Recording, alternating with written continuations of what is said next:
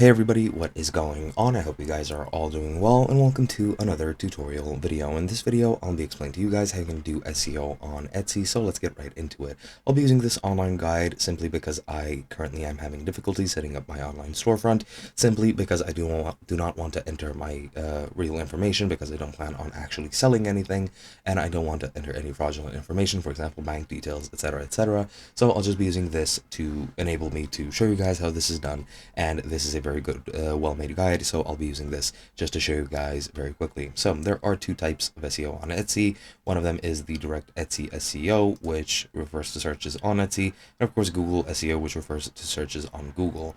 Now, for this, you need to optimize, of course, many different things, such as your shop title, which should be up to, well, it can be only up to 55 characters. You should optimize it as much as you can. Just name it something simple with as few words as possible so that people will be able to search for it and find it very easily.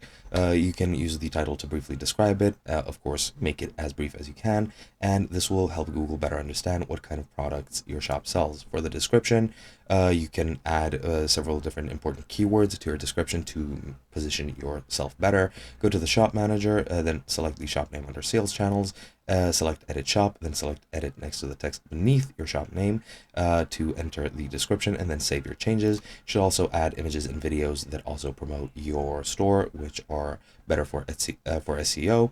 And you should also fill out shop policies, which include information about your shipping, payment options, returns, and exchanges. And this isn't just for SEO, but it does matter for SEO as well. Other than that, you can optimize your Etsy listings by the item titles. Of course, search engines will only show the first 50 to 60 characters, so put the most important keywords first. Then for the item description, just describe it in as much detail as you can. Fill it with the important keywords that I mentioned previously. Of course, add images to better position your products on, for example, Google Images.